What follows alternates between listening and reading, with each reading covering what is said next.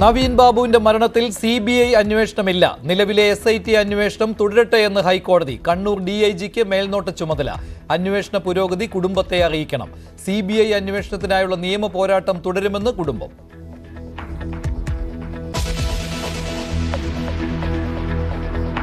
Idukki പുല്ലുപാറയിൽ KSRTC bus അപകടത്തിൽ മരണം 4 മരിച്ചത് മാവേലിക്കരയിൽ നിന്ന് തഞ്ചാവൂരിലേക്ക് യാത്ര പോയി മടങ്ങി വരികയായിരുന്ന സംഘം. ബ്രേക്ക് നഷ്ടപ്പെട്ട ബസ് കൊക്കയിലേക്ക് മറിഞ്ഞു.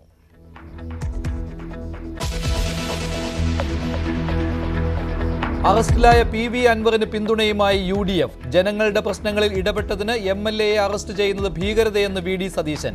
അൻവറിന്റെ പ്രേരണയിലാണ് വനം വകുപ്പ് ഓഫീസ് ആക്രമിച്ചതെന്ന് റിമാൻഡ് റിപ്പോർട്ട്.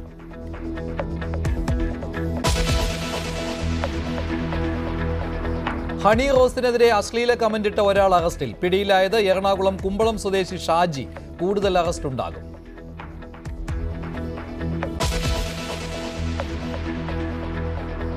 കൊല്ലം സ്വദേശി ജിതിനെ കുടുക്കിയ സൈബർ തട്ടിപ്പിൽ പുറത്തുവരുന്നത് ഞെട്ടിക്കുന്ന വിവരങ്ങൾ.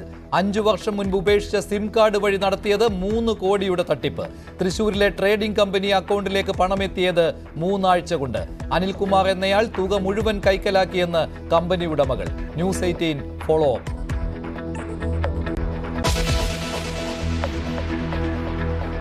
ചൈനയിൽ കണ്ടെത്തിയ HMPV രോഗം ഇന്ത്യയിലും. ബംഗളൂരുവിൽ 2 കുട്ടികൾക്ക് വൈറസ് സ്ഥിരീകരിച്ചു. ആശങ്ക വേണ്ടെന്ന് കേന്ദ്ര ആരോഗ്യ മന്ത്രാലയം. കേരളത്തിലെ എല്ലാ മുതിർന്ന നേതാക്കളും ഈ തെരഞ്ഞെടുപ്പിൽ സജീവമായിട്ടുണ്ടാകും. ആരൊക്കെ സ്ഥാനാർത്ഥിയാകണം എന്നുള്ളത് സമയമാകുമ്പോൾ തീരുമാനിക്കും. തിരുവനന്തപുരം കോർപ്പറേഷൻ ഭരണം പിടിക്കാൻ മുൻ കേന്ദ്രമന്ത്രിയെ ഇറക്കുമെന്ന ന്യൂസ് 18 വാർത്ത സ്ഥിരീകരിച്ച് V മുരളീധരൻ. കേന്ദ്ര സർക്കാരിന്റെ നേട്ടങ്ങൾ ജനങ്ങളിലെത്തിക്കാൻ മുതിർന്ന നേതാക്കളുടെ സാന്നിധ്യം ഉണ്ടാകണമെന്ന് മുരളീധരൻ.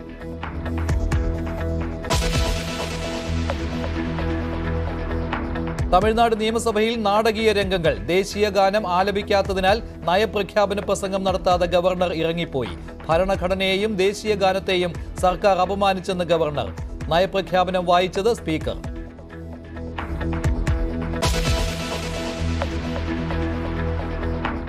ADM നവീൻ ബാബുവിന്റെ മരണത്തിൽ CBI അന്വേഷണം ഇല്ല. CBI അന്വേഷിക്കണമെന്ന ഹർജി ഹൈക്കോടതി തീർപ്പാക്കുകയായിരുന്നു. നിലവിലെ അന്വേഷണം തുടരട്ടെ എന്നാണ് ഹൈക്കോടതിയുടെ ഉത്തരവ്. വിധിക്കെതിരെ അപ്പീൽ നൽകുമെന്നാണ് നവീൻ ബാബുവിന്റെ കുടുംബത്തിന്റെ പ്രതികരണം. നിലവിലെ SIT അന്വേഷണത്തിൽ ഹൈക്കോടതി തൃപ്തി പ്രകടിപ്പിക്കുകയായിരുന്നു. അതിനാലാണ് ഇപ്പോൾ CBI അന്വേഷണത്തിന്റെ ആവശ്യമില്ല എന്ന് ഹൈക്കോടതി ഉത്തരവ് നൽകിയത്. കണ്ണൂർ DIG മേൽനോട്ടം വഹിക്കണമെന്നും ഉത്തരവിൽ പറയുന്നു.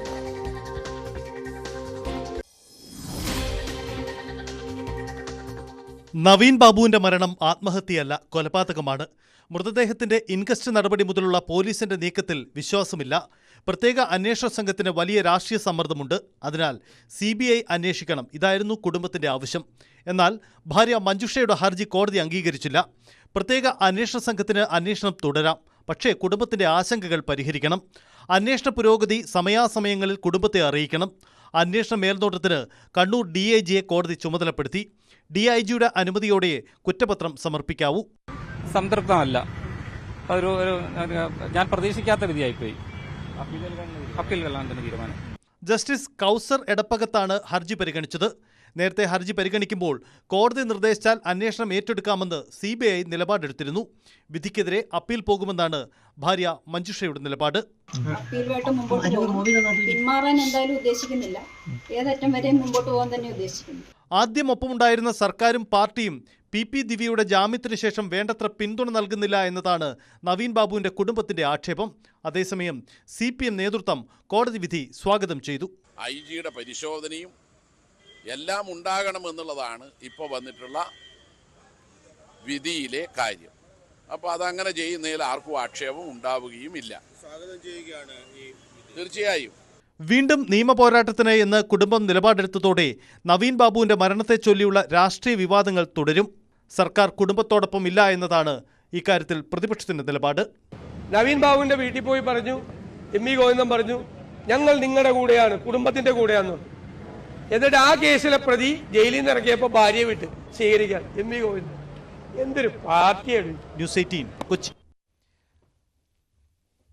ഇടുക്കി കുട്ടിക്കാനത്തിന് സമീപം പുല്ലുപാറയിൽ KSRTC ബസ് താഴ്ചയിലേക്ക് മറിഞ്ഞ് 4 പേർ മരിച്ചു. മാവേലിക്കര സ്വദേശികളായ അരുൺ ഹരി, രമാമോഹൻ, സംഗീത്, ബിന്ദു എന്നിവരാണ് മരിച്ചത്. KSRTC ബസ് വാടകയ്ക്കെടുത്ത് വിനോദയാത്രയ്ക്ക് പോയവരാണ് അപകടത്തിൽപ്പെട്ടത്. മാവേലിക്കരയിൽ നിന്ന് തഞ്ചാവൂരിലേക്ക് വിനോദയാത്ര പോയി തിരികെ വരികയായിരുന്ന സംഘം സഞ്ചരിച്ച KSRTC ബജറ്റ് ടൂറിസം ബസ്സാണ് അപകടത്തിൽപ്പെട്ടത്. 34 യാത്രക്കാരും 2 ഡ്രൈവർമാരും കണ്ടക്ടറുമാണ് അപകട സമയം ബസ്സിലുണ്ടായിരുന്നത്. രാവിലെ 6:15ഓടെയായിരുന്നു അപകടം. 30 അടി താഴ്ചയിലേക്ക് മറിഞ്ഞ ബസ് മരങ്ങളിൽ തട്ടി നിൽക്കുകയായിരുന്നു. ബസിന്റെ ബ്രേക്ക് നഷ്ടപ്പെട്ടതാണ് അപകട കാരണമെന്നാണ് പ്രാഥമിക നിഗമനം. ബ്രേക്ക് നഷ്ടപ്പെട്ട വിവരം ഡ്രൈവർ അറിയിച്ച ഉടൻ ബസ് മറിയുകയായിരുന്നുവെന്ന് രക്ഷപ്പെട്ട യാത്രക്കാർ പറഞ്ഞു. മാവേലിക്കര ഡിപ്പോയിൽ നിന്ന് പുറപ്പെട്ടതാണ് ഇന്നലെ. തഞ്ചാവൂരിന് പോയിട്ട് ഞങ്ങൾ തിരിച്ചു വരുന്ന വഴിയാണ് സ്ഥലം.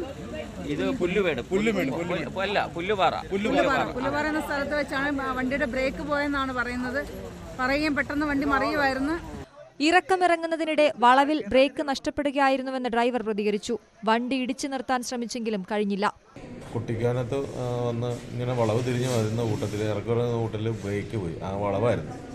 ഞാൻ മാക്സിമം പതുക്കെയായിരുന്നു വന്നത്, സ്പീഡിലൊന്നും അല്ല വന്നത്. ഞങ്ങൾ വളരെ കുമളിയിൽ ഇറങ്ങി റേസിലൊക്കെ അടിച്ചിട്ടാണ് ഞങ്ങൾ വന്നത്. ഇങ്ങനെ വന്ന കൂട്ടത്തിൽ ആ വളവ് തിരിഞ്ഞ് വന്ന കൂട്ടത്തിൽ ബ്രേക്ക് ആദ്യം ഒന്ന് ചവിട്ടി. ആ ഇറക്കം ഇങ്ങനെ ഇറങ്ങി വന്നപ്പോൾ ആദ്യം ഒന്ന് ചവിട്ടി ബ്രേക്ക് ഉണ്ടായിരുന്നു. രണ്ടാമത് ചവിട്ടി ബ്രേക്ക് കിട്ടിയില്ല. അങ്ങനെ ഞാൻ വണ്ടി ഇങ്ങനെ വന്നപ്പോൾ മാക്സിമം ഇടത്തോട്ട് പിടിക്കുകയാണ് ചെയ്തത്. ഇടത്ത് പിടിച്ച് വന്നപ്പോൾ ഭിത്തിക്ക് വന്ന് ഇടിച്ചിട്ട് വണ്ടി നേരെ റിവേഴ്സ് വരികയാണ് സംഭവിച്ചത്. മൃതദേഹം പോസ്റ്റ്മോർട്ടം പൂർത്തിയാക്കി ബന്ധുക്കൾക്ക് കൈമാറും.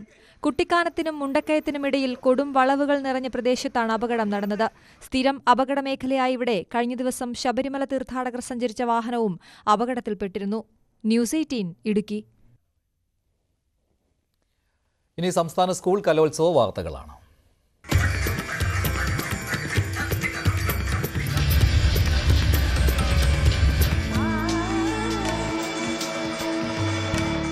അനന്തകല Kerala school Kalolsavam powered by ജിടെക് കമ്പ്യൂട്ടർ എഡ്യൂക്കേഷൻ. നമ്മുടെ ഭാവിയാണ്, സോ നോ കോംപ്രമൈസ്. ജിടെക് ഇൻ അസോസിയേഷൻ വിത്ത് മിൽമ, രുചിയേറും നിമിഷങ്ങൾ.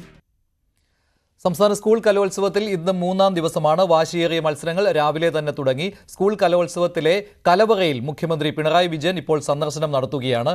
പഴയിടം മോഹനൻ നമ്പൂതിരിയാണ് ഇത്തവണയും കലവറ കൈകാര്യം ചെയ്യുന്നത്.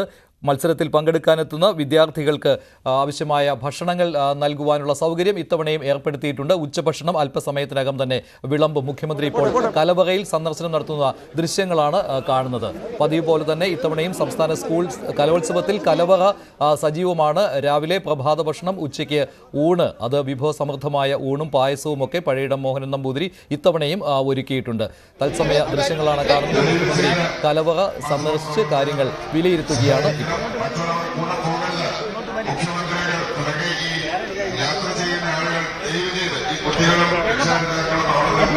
ആൾക്കാർ കൊണ്ടുവന്നിട്ട്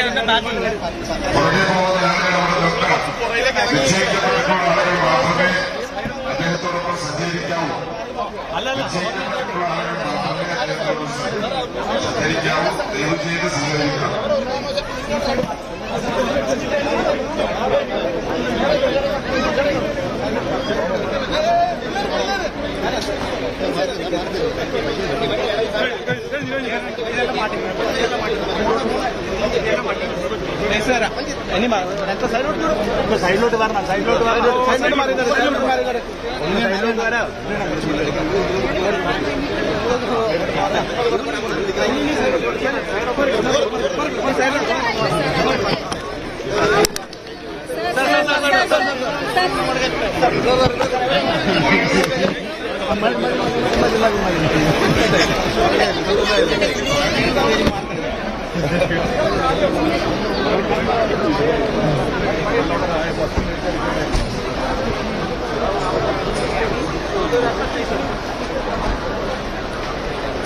സംസ്ഥാന സ്കൂൾ കലോത്സവത്തിന് ഉച്ചഭക്ഷണം ഒരുക്കിയിരിക്കുന്ന പുത്തരിക്കണ്ടം മൈതാനത്തെ കലവറ സന്ദർശിക്കുകയായിരുന്നു മുഖ്യമന്ത്രി പിണറായി വിജയൻ. പഴയിടം മോഹനൻ നമ്പൂതിരിയുമായി അദ്ദേഹം സംസാരിക്കുകയാണ്.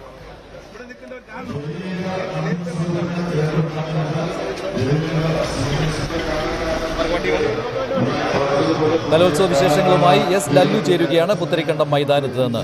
ലല്ലു, പതിവ് പോലെ ഇത്തവണയും കലവറ സജീവമാണല്ലോ. മുഖ്യമന്ത്രിയുടെ സന്ദർശനവും ഉണ്ടായിരിക്കുകയാണ്. ഇന്നത്തെ വിശേഷങ്ങൾ എന്തൊക്കെയാണ്? മഞ്ജുഷ 63ാമത് സംസ്ഥാന സ്കൂൾ കലോത്സവത്തിന്റെ ഇന്നത്തെ ഏറ്റവും വലിയ പ്രത്യേകത ഇതാണ്. മുഖ്യമന്ത്രി പിണറായി വിജയൻ അദ്ദേഹം ഐക്യ സെന്ററിൽ പാർട്ടി യോഗത്തിന് ശേഷം ഇങ്ങോട്ട് തിരിക്കുന്നു. ഏതാണ്ട് 5 മിനിറ്റ് മുമ്പാണ് അദ്ദേഹം ഇവിടേക്ക് എത്തിയത്. ഇപ്പോൾ ഈ ഭക്ഷണം കഴിക്കാനിരിക്കുന്ന കുട്ടികളുമായും രക്ഷിതാക്കളുമായെല്ലാം അദ്ദേഹം സംസാരിക്കുന്നു. മന്ത്രി V Sivankutty, food committee chairman Kadakampally Surendran, MLA mayor Arya Rajendran തുടങ്ങിയവരെല്ലാം മുഖ്യമന്ത്രിക്കൊപ്പമുണ്ട്. മുഖ്യമന്ത്രിയുടെ സന്ദർശനം പ്രമാണിച്ച് കനത്ത സുരക്ഷാ ക്രമീകരണങ്ങളാണ് ഊട്ടുപുരയിൽ ഏർപ്പെടുത്തിയിരിക്കുന്നത്. മുഖ്യമന്ത്രി ഭക്ഷണപ്പുരയിലെത്തി അല്ലെങ്കിൽ പാചകശാലയിലെത്തി പായസം രുചിച്ചതിന് ശേഷമായിരിക്കും മടങ്ങുക എന്നാണ് നേരത്തെ ശ്രീ കടകംപള്ളി സുരേന്ദ്രൻ അറിയിച്ചിരിക്കുന്നത്. അതനുസരിച്ച് അദ്ദേഹം അല്പസമയത്തിനകം തന്നെ പാചകപ്പുരയിലേക്കും എത്തും എന്ന് പ്രതീക്ഷിക്കുന്നു. ഇന്ന് വളരെ വലിയ തിരക്ക്, ഏതാണ്ട് റെക്കോർഡ് ജനക്കൂട്ടം തന്നെയാണ് ഊട്ടുപുരയിൽ ഉള്ളത്. ഏതാണ്ട് 11:00 തന്നെ ഉച്ചഭക്ഷണം വിളമ്പി തുടങ്ങിയിരിക്കുന്നു. മുഖ്യമന്ത്രി എത്തും എന്ന് അറിയിച്ചിരിക്കുന്നതുകൊണ്ട് തന്നെ വളരെ കനത്ത സുരക്ഷാ ക്രമീകരണവും ഗതാഗത ക്രമീകരണങ്ങളുമെല്ലാം പുത്തരിക്കണ്ടത്തേക്ക് എത്തുന്നതിനായി ഒരുക്കിയിട്ടുണ്ട്. ശരി, എസ് ലല്ലുവാണ് വിവരങ്ങൾ നൽകിയത്. തിരുവനന്തപുരം പുത്തരിക്കണ്ടം മൈതാനത്താണ് ഊട്ടുപുര തയ്യാറാക്കിയിരിക്കുന്നത്. അവിടെയാണ് മുഖ്യമന്ത്രി പിണറായി വിജയൻ സന്ദർശനം നടത്തിയത്. കുട്ടികൾക്ക് ഉച്ചഭക്ഷണം നൽകുന്ന സമയമാണ് ഇത്. അദ്ദേഹം കലവറ കൈകാര്യം ചെയ്യുന്ന പഴയിടം മോഹനൻ നമ്പൂതിരിയുമായി സംസാരിച്ചു, കാര്യങ്ങൾ വിലയിരുത്തുകയും ചെയ്തു.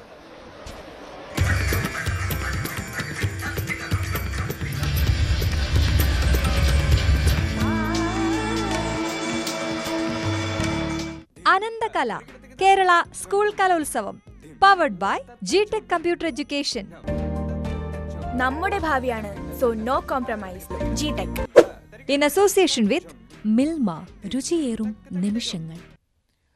നിലമ്പൂരിൽ വനം വകുപ്പിന്റെ ഓഫീസ് ആക്രമിച്ച കേസിൽ റിമാൻഡിലായിരിക്കുന്ന PV അൻവർ MLAയുടെ ജാമ്യാപേക്ഷയിൽ പോലീസിന്റെ റിപ്പോർട്ട് കോടതി തേടി. നിലമ്പൂർ ജുഡീഷ്യൽ ഫസ്റ്റ് ക്ലാസ് കോടതിയാണ് ജാമ്യാപേക്ഷ പരിഗണിച്ചത്. PV അൻവറിന്റെ പ്രേരണയിലാണ് ആക്രമണമെന്നാണ് പോലീസിന്റെ റിമാൻഡ് റിപ്പോർട്ടിൽ പറയുന്നത്. അതുമാത്രമല്ല, പോലീസിനെ നിലത്തിട്ട് ചവിട്ടി എന്നും റിമാൻഡ് റിപ്പോർട്ടിൽ പറയുന്നുണ്ട്. ആ സമയത്ത് താൻ അവിടെ ഉണ്ടായിരുന്നില്ല എന്നായിരുന്നു PV അൻവർ പറഞ്ഞത്. പക്ഷേ അൻവറിന്റെ പ്രേരണയിലാണ് അവിടെ അക്രമങ്ങൾ നടന്നത് എന്നാണ് പോലീസിന്റെ റിമാൻഡ് റിപ്പോർട്ടിൽ പറയുന്നത്. CV അനുമോദ് ചേരുകയാണ് കൂടുതൽ വിവരങ്ങളുമായി. അനുമോദ്, ശക്തമായ കാര്യങ്ങൾ തന്നെയാണല്ലോ PV അൻവറിന് ജാമ്യം കിട്ടാതിരിക്കുന്നതിന് വേണ്ടി റിമാൻഡ് റിപ്പോർട്ടിൽ പോലീസ് പറയുന്നത്. ജാമ്യാപേക്ഷ മാറ്റിവെക്കുകയാണോ ചെയ്തത്, അതോ ഇന്ന് തന്നെ പോലീസിന്റെ റിപ്പോർട്ട് പരിഗണിച്ച് ജാമ്യാപേക്ഷയും വാദത്തിനെടുക്കുമോ?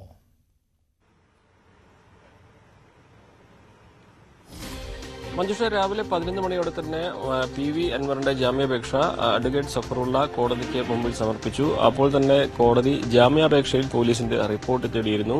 ഇപ്പോൾ ഉച്ചയ്ക്ക് കോടതി പിരിയാനാവുകയാണ്. ഇതുവരേക്കും പോലീസ് റിപ്പോർട്ട് സമർപ്പിച്ചിട്ടില്ല. പോലീസിന്റെ റിപ്പോർട്ട് സമർപ്പിക്കുന്ന നടപടി വൈകുന്നത് ജാമ്യാപേക്ഷയെ ബാധിക്കുന്ന ഒരു സാഹചര്യമുണ്ട് എന്നാണ് വിലയിരുത്തേണ്ടത്. കാരണം നടപടിക്രമങ്ങൾ ഒരുപക്ഷെ ഇന്ന് പൂർത്തിയാക്കാൻ കഴിഞ്ഞില്ലെങ്കിൽ അത് നാളെ പരിഗണിക്കുന്ന സാഹചര്യവും. അങ്ങനെയാണെങ്കിൽ അൻവർ ഇന്നും ജയിലിൽ തുടരേണ്ട ഒരു സാഹചര്യമുണ്ട്. അൻവറിന്റെ ഈ ജാമ്യാപേക്ഷയെ പോലീസ് എല്ലാ തരത്തിലും എതിർക്കുന്ന ഒരു സാഹചര്യമാണുള്ളത്. റിമാൻഡ് റിപ്പോർട്ടിൽ അൻവറാണ് ഈ ഒരു ആക്രമണങ്ങൾക്കെല്ലാം ആസൂത്രണം ചെയ്തതെന്നും അൻവറിന് ജാമ്യം ലഭിക്കാതിരിക്കാനുള്ള കാരണങ്ങളായിട്ട് പോലീസ് പറയുന്നുണ്ട്. അതുപോലെ തന്നെ ഈ കേസുമായി ബന്ധപ്പെട്ട നടപടിക്രമങ്ങൾ അതിൽ പോലീസ് ഇപ്പോൾ മനഃപൂർവ്വം കാലതാമസം വരുത്തുന്ന ഒരു സാഹചര്യമാണ് എന്നും കരുതേണ്ടി വരും. കാരണം ഇപ്പോൾ 1:30 കോടതി പിരിയും. പിന്നീട് 2 മണിക്ക് ശേഷമാണ് കോടതി ചേരുക. അപ്പോൾ ഉച്ചയ്ക്ക് ശേഷമാണ് പോലീസിന്റെ റിപ്പോർട്ട് ലഭിക്കുന്നതെങ്കിൽ അതിന് പിന്നാലെ ഒരുപക്ഷെ കസ്റ്റഡിയിൽ അൻവറിനെ വാങ്ങണം എന്നൊരു അപേക്ഷ കൂടി പോലീസ് സമർപ്പിക്കുകയാണെങ്കിൽ ഒരുപക്ഷെ അൻവറിന്റെ ജാമ്യാപേക്ഷ ഇന്ന് പരിഗണിക്കുന്ന സാഹചര്യമായിരിക്കില്ല, അല്ലെങ്കിൽ ജാമ്യം ലഭിക്കുന്ന അവസ്ഥയായിരിക്കില്ല ഉണ്ടാവുക. എന്നാണെങ്കിലും അൻവറിന്റെ ജാമ്യം നീട്ടിക്കൊണ്ടുപോകുന്നതിന് പോലീസിന്റെ ഭാഗത്തു നിന്നും എല്ലാ നടപടികളും ഉണ്ടാകുന്നുണ്ട് എന്നാണ് നമുക്ക് ഈ ഘട്ടത്തിൽ CV അനുമോദാണ് വിവരങ്ങൾ നൽകിയത്. അൻവറിന്റെ പ്രേരണയിലാണ് ഫോറസ്റ്റ് ഓഫീസ് ആക്രമിച്ചത് എന്ന് റിമാൻഡ് റിപ്പോർട്ടിൽ പറയുന്നുണ്ട്. 40ഓളം പേർ അക്രമ സംഘത്തിൽ ഉണ്ടായിരുന്നു. അൻവർ അവിടെ ഉണ്ടായിരുന്നില്ല എങ്കിൽ പോലും പോലീസിനെ നിലത്തിട്ട് ചവിട്ടി തുടങ്ങിയ കാര്യങ്ങൾ പോലും റിമാൻഡ് റിപ്പോർട്ടിൽ പറയുന്നുണ്ട്. നിലമ്പൂരിലെ ഫോറസ്റ്റ് ഓഫീസ് ആക്രമിച്ച കേസിൽ അൻവറിനെ അറസ്റ്റ് ചെയ്ത പോലീസിന്റെ ഈ നീക്കം അൻവറിന് നൽകുന്നത് രാഷ്ട്രീയമായി വലിയ ഊർജ്ജമാണ്. രാഷ്ട്രീയമായി ഇതുവരെ നേരിട്ട തിരിച്ചടികളെ മറികടക്കുവാൻ പോലീസിന്റെ നടപടി അൻവറിന് സഹായകമാകും. ദോഷം ചെയ്യുന്നത് ഇടതുപക്ഷത്തിനാണ്. മലപ്പുറം ജില്ലയിലെ ഇടതുപക്ഷ നേതാക്കൾ പോലും രാത്രി വീട് വളഞ്ഞ് PV അൻവറിനെ പോലീസ് അറസ്റ്റ് ചെയ്യുമെന്ന് പ്രതീക്ഷിച്ചിരുന്നില്ല. പ്രതിഷേധവും പൊതുമുതൽ നശിപ്പിക്കലുമുണ്ടായാൽ ഉദ്ഘാടകനായ ജനപ്രതിനിധിയെ അന്നേ ദിവസം രാത്രി തന്നെ വീട് കയറി അറസ്റ്റ് ചെയ്ത ചരിത്രവും കുറവാണ്. അൻവറാകട്ടെ വീണ് കിട്ടിയ അവസരം പരമാവധി ഉപയോഗിക്കുകയും ചെയ്തു. വനം വന്യജീവി നിയമഭേദഗതിക്കെതിരെ തുടങ്ങിയ ജനകീയ യാത്ര വേണ്ട പോലെ ജനശ്രദ്ധ നേടാൻ കഴിയാത്ത സാഹചര്യത്തിലായിരുന്നു നിലമ്പൂർ ഉൾവനത്തിൽ കാട്ടാനാക്രമണത്തിൽ ആദിവാസി യുവാവ് മരിച്ചത്.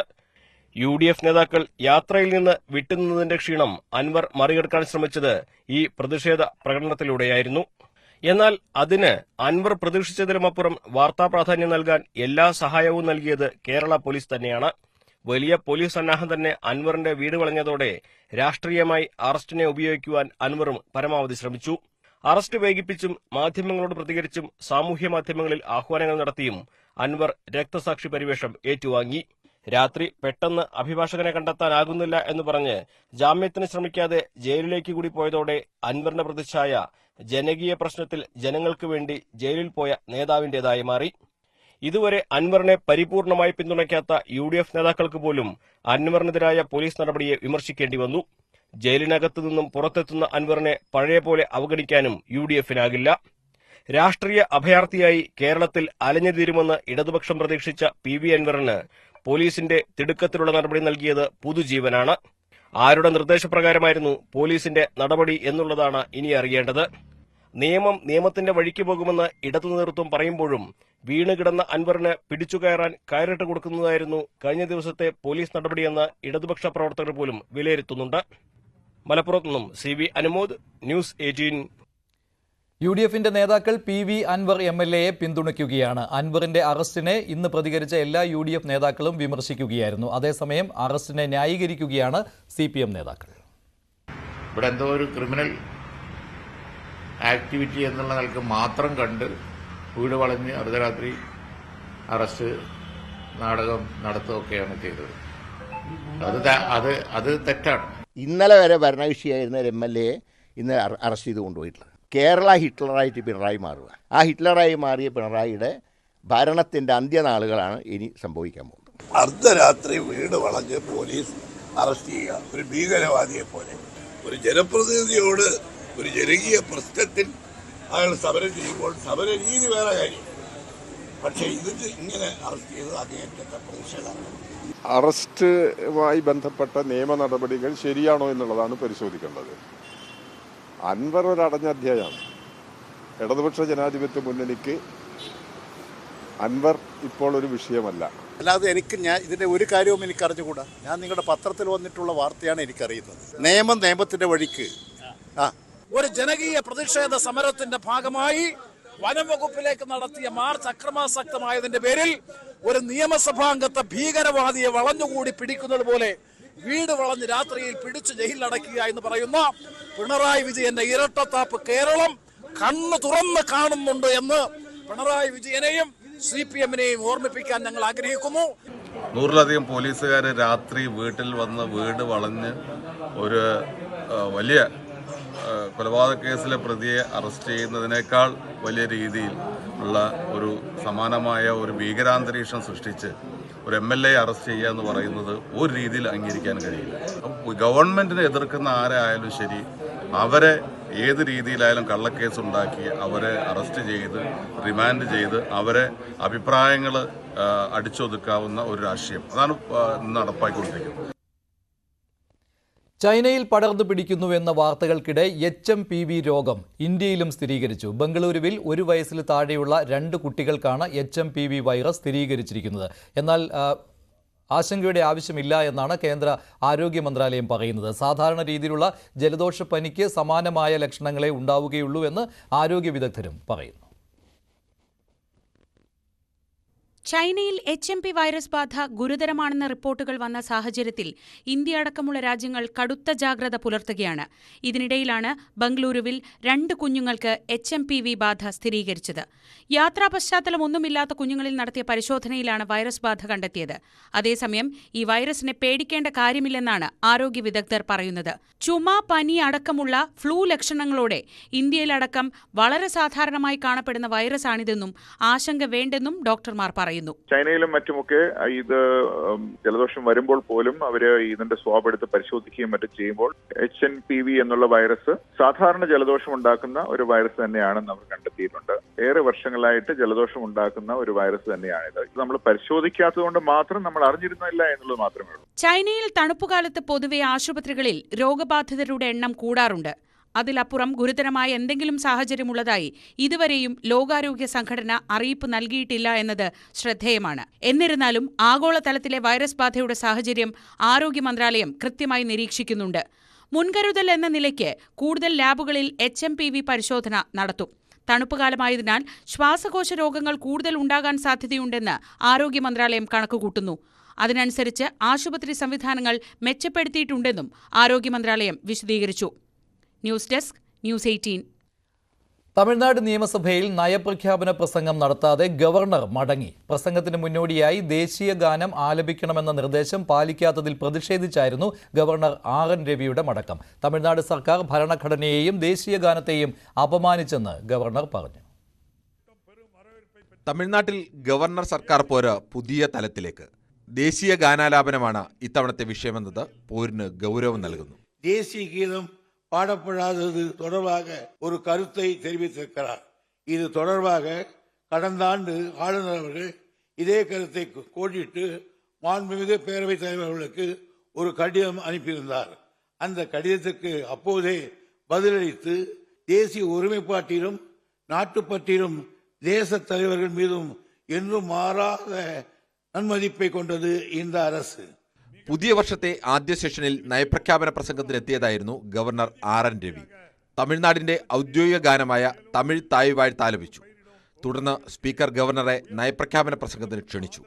പ്രസംഗത്തിന് മുന്നോടിയായി ദേശീയ ഗാനം ആലപിക്കാൻ സ്പീക്കറോടും മുഖ്യമന്ത്രിയോടും ഗവർണർ നിർദ്ദേശിച്ചെങ്കിലും പാലിക്കപ്പെട്ടില്ല.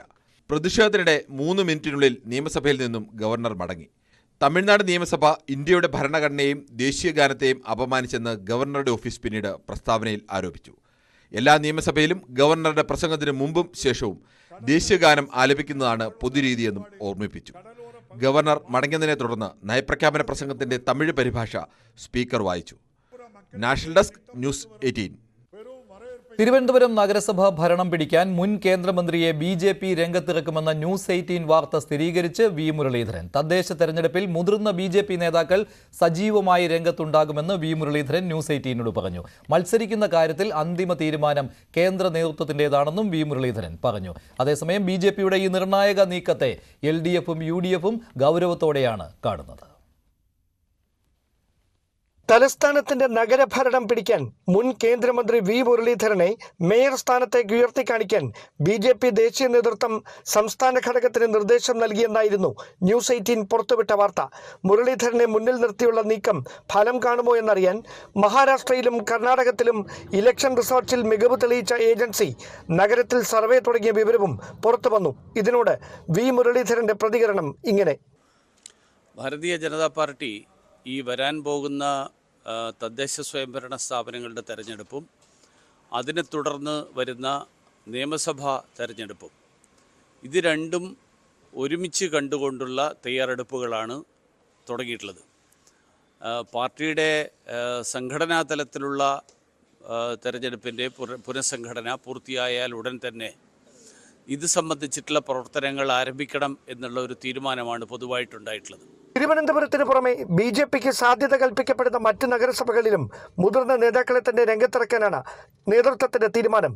കേന്ദ്ര സർക്കാരിന്റെ നേട്ടങ്ങൾ ജനങ്ങളിലെത്തിക്കാൻ സീനിയർ നേതാക്കൾ മത്സരിക്കേണ്ടത് അനിവാര്യമെന്നും V മുരളീധരൻ. കേരളത്തിലെ എല്ലാ മുതിർന്ന നേതാക്കളും ഈ തെരഞ്ഞെടുപ്പിൽ സജീവമായിട്ടുണ്ടാകും. ആരൊക്കെ സ്ഥാനാർത്ഥിയാകണം എന്നുള്ളത് സമയമാകുമ്പോൾ തീരുമാനിക്കും. തദ്ദേശ തെരഞ്ഞെടുപ്പിൽ തലസ്ഥാനത്ത് മുന്നേറ്റമുണ്ടാക്കാനായാൽ നിയമസഭാ തെരഞ്ഞെടുപ്പിലും മറ്റ് മണ്ഡലങ്ങളിൽ അതിന്റെ പ്രതിഫലനം ഉണ്ടാകുമെന്നാണ് BJP കേന്ദ്രങ്ങളുടെ വിലയിരുത്തൽ. അതേസമയം തിരുവനന്തപുരം കോർപ്പറേഷനിൽ നിലവിലെ 35 അംഗങ്ങളിൽ നിന്ന് കക്ഷിനില 50-ന് മുകളിലേക്ക് ഉയർത്താൻ BJP പയറ്റുന്ന രാഷ്ട്രീയ നീക്കങ്ങൾ എന്തൊക്കെയാവും എന്നതാണ് LDF UDF ക്യാമ്പുകളിൽ ആകാംക്ഷ ഉണർത്തുന്നത്. Dan Kurian, News 18, Thiruvananthapuram. സംസ്ഥാനത്ത് പുതുക്കിയ വോട്ടർ പട്ടിക പ്രസിദ്ധീകരിച്ചു. 2,78,10,942 വോട്ടർമാരാണ് പട്ടികയിലുള്ളത്. വോട്ടർ പട്ടിക ശുദ്ധീകരണ പ്രക്രിയയുടെ ഭാഗമായി 89,907 വോട്ടർമാരെ പട്ടികയിൽ നിന്ന് ഒഴിവാക്കിയിട്ടുണ്ട്. 43,564 പുതിയ വോട്ടർമാരും പട്ടികയിൽ ഇടം പിടിച്ചിട്ടുണ്ട്.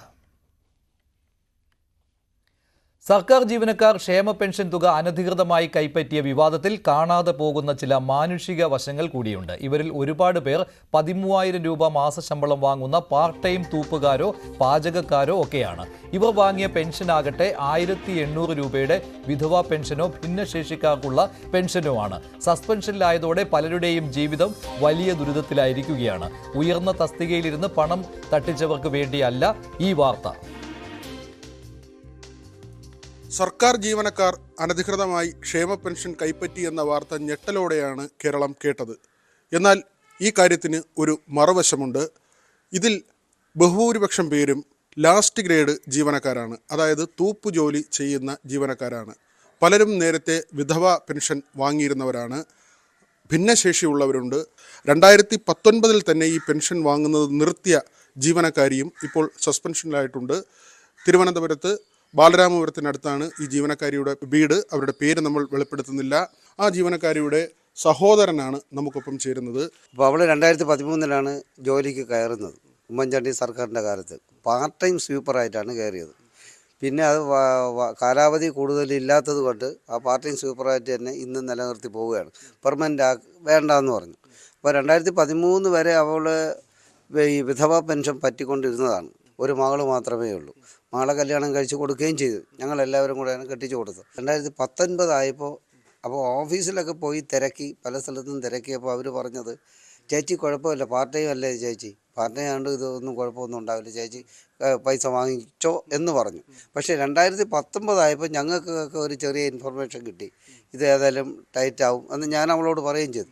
അങ്ങനെ ചെന്ന് 2019 പഞ്ചായത്തിൽ അവിടെ പോയി ഇത് ക്ലോസ് ചെയ്തു. 1458 പേർ അനധികൃതമായി ക്ഷേമ പെൻഷൻ കൈപ്പറ്റിയെന്നാണ് ധനവകുപ്പ് അന്വേഷണത്തിൽ കണ്ടെത്തിയത്. വിവിധ വകുപ്പുകൾ ഇവരെ സസ്പെൻഡ് ചെയ്തുകൊണ്ടിരിക്കുന്നു. ഏറ്റവും ഒടുവിൽ റവന്യൂ വകുപ്പിൽ നിന്ന് 34 പേരെയും പൊതുമരാമത്ത് വകുപ്പിൽ നിന്ന് 31 പേരെയും സസ്പെൻഡ് ചെയ്തു. ഇതിൽ റവന്യൂ വകുപ്പിൽ തൂപ്പുജോലിയോ ഓഫീസ് അറ്റൻഡറായോ പ്രവർത്തിച്ചിരുന്ന 22 പേരുണ്ട്. പൂന്തോട്ടത്തിൽ ജോലി ചെയ്ത ഒരാളുണ്ട്. പൊതുമരാമത്ത് വകുപ്പിലാകട്ടെ 34-ൽ 28 പേരും താഴേക്കിടയിൽ ജോലി ചെയ്യുന്നവരാണ്.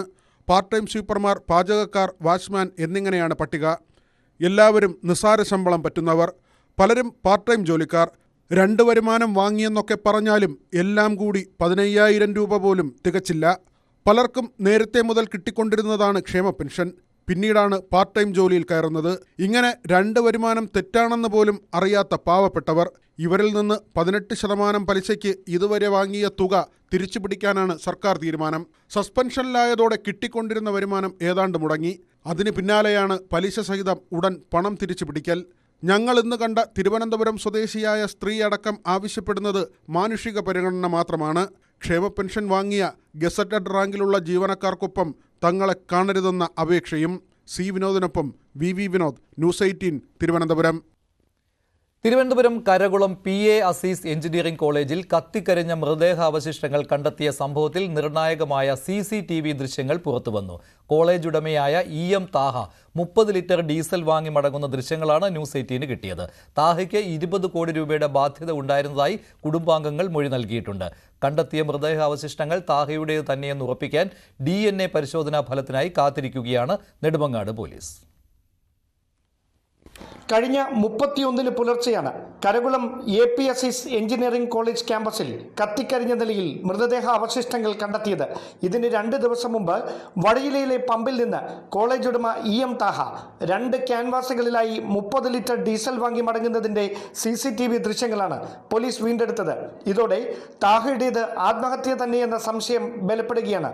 അതിനിടെ EM താഹയുടെ പേയാടിനടുത്തുള്ള വസതിയിലെത്തി നെടുമങ്ങാട് പോലീസ് കുടുംബാംഗങ്ങളുടെ മൊഴിയെടുത്തു. കുടുംബാംഗങ്ങൾ നൽകിയ മൊഴിയിലെ പ്രസക്ത ഭാഗങ്ങൾ ഇങ്ങനെ: വസ്തു ഇടപാടുകളിലും മറ്റുമായി സാമ്പത്തിക ബാധ്യതകൾ ഏറിയതോടെ കുടുംബാന്തരീക്ഷത്തിലും പ്രശ്നങ്ങളായി. 7 മാസമായി താഹ അന്തിയുറങ്ങിയിരുന്നത് കരകുളത്തെ APSC കോളേജ് ക്യാമ്പസിൽ തന്നെയായിരുന്നു. കഴിഞ്ഞ 26-ാം തീയതിയാണ് അദ്ദേഹം അവസാനമായി വീട്ടിലെത്തിയത്. 31-ന് പുലർച്ചെ 1:30-യോടെ ഭാര്യയെ ഫോണിൽ വിളിച്ചിരുന്നു. എന്നാൽ 8 സെക്കൻഡ് മാത്രമായിരുന്നു കോളിന്റെ ദൈർഘ്യം. കാര്യം മനസ്സിലാക്കാതെ പലതവണ തിരികെ വിളിച്ചിട്ടും താഹ ഫോൺ എടുത്തില്ല. അസാധാരണമായ മനോധൈര്യം അദ്ദേഹത്തിനുണ്ടായിരുന്നതായും അതുകൊണ്ടാണ് ഇത്ര ക്രൂരമായ രീതിയിൽ മരണമുറപ്പാക്കാൻ ശ്രമിച്ചതെന്നുമാണ് 5 മണിക്കൂർ നീണ്ട മൊഴിയെടുക്കലിൽ കുടുംബാംഗങ്ങൾ പോലീസിനോട് വ്യക്തമാക്കിയത്. സംഭവ സ്ഥലത്ത് നിന്ന് താഹയുടെ മൊബൈൽ ഫോൺ വീണ്ടെടുത്തിരുന്നെങ്കിലും ബന്ധുക്കളോട് 5 ലക്ഷം രൂപ കടം ചോദിക്കുന്ന സന്ദേശങ്ങൾ അല്ലാതെ ആത്മഹത്യാക്കുറിപ്പോ സംഭവത്തിന്റെ ദൃശ്യങ്ങളോ വീണ്ടെടുക്കാൻ കഴിഞ്ഞിട്ടില്ലെന്നാണ് വിവരം. അതേസമയം പരിശോധനയ്ക്കയച്ച DNA സാമ്പിളുകളുടെ ഫലം ഒരാഴ്ചക്കകം ലഭിക്കുമ്പോൾ മാത്രമേ കണ്ടെത്തിയ മൃതദേഹ ഭാഗങ്ങൾ താഹയുടേത് തന്നെയോ എന്ന കാര്യത്തിൽ സ്ഥിരീകരണം ഉണ്ടാകൂ. നെടുമങ്ങാട് SHO രാജേഷ് കുമാറിന്റെ നേതൃത്വത്തിലാണ് അന്വേഷണം പുരോഗമിക്കുന്നത്. Dan Kurian, News 18, Thiruvananthapuram. സാമൂഹ്യ മാധ്യമത്തിൽ അധിക്ഷേപിച്ചുവെന്ന നടി ഹണി റോസിന്റെ പരാതിയിൽ ഒരാൾ അറസ്റ്റിലായി. എറണാകുളം കുമ്പളം സ്വദേശി ഷാജിയാണ് അറസ്റ്റിലായത്. സ്ത്രീത്വത്തെ അപമാനിക്കൽ, IT ആക്ടുകൾ എന്നിവ ചുമത്തിയാണ് എറണാകുളം സെൻട്രൽ പോലീസ് അറസ്റ്റ് രേഖപ്പെടുത്തിയത്. ദ്വയാർത്ഥ പ്രയോഗം നടത്തുകയും പിന്നാലെ നടന്ന് അപമാനിക്കുകയും ചെയ്യുന്ന വ്യക്തിക്കെതിരെ ഹണി റോസിന്റെ സമൂഹമാധ്യമ കുറിപ്പിന് താഴെയാണ് അധിക്ഷേപ കമന്റുകൾ വന്നത്. നടിയുടെ പരാതിയിൽ 30-ലധികം പേർക്കെതിരെ എറണാകുളം സെൻട്രൽ പോലീസ് കേസെടുത്തു. സ്ത്രീത്വത്തെ അപമാനിക്കുന്നതും അശ്ലീലം നിറഞ്ഞതുമായ കമന്റുകളുടെ വിവരങ്ങളും നടി കൈമാറിയിരുന്നു. ഇവരുടെ പ്രൊഫൈലുകൾ പരിശോധിച്ച ശേഷമാണ് അറസ്റ്റിലേക്ക് കടന്നത്. കൂടുതൽ അറസ്റ്റ് ഉണ്ടാകുമെന്നും സ്ക്രീൻഷോട്ടുകൾ പരിശോധിച്ചു വരികയാണെന്നും കൊച്ചി DCP അശ്വതി GG പ്രതികരിച്ചു. ലൈംഗികാതിക്രമത്തിന്റെ പരിധിയിൽപ്പെടുന്ന 1 വർഷം വരെ തടവും പിഴയും ലഭിക്കുന്ന വകുപ്പുകളാണ് ചുമത്തിയിരിക്കുന്നത്. വിഷയത്തിൽ നിയമപരമായി മുന്നോട്ടു പോകാനാണ് ഹണി റോസിന്റെ തീരുമാനം. ന്യൂസ് 18, കൊച്ചി. കണ്ണൂർ ഇരിട്ടിയിൽ പന്നിക്കെണിയിൽ കുടുങ്ങിയ പുലിയെ മയക്കുവെടി വെച്ച് പിടികൂടി. ഇരിട്ടി കാക്കയങ്ങോട് പാലാ റോഡിലെ വീട്ടുപറമ്പിലാണ് പുലി കെണിയിൽപ്പെട്ടത്. തുടർന്ന് വനംവകുപ്പ് ഉദ്യോഗസ്ഥർ എത്തിയാണ് മയക്കുവെടി വെച്ച് പുലിയെ പിടികൂടിയത്.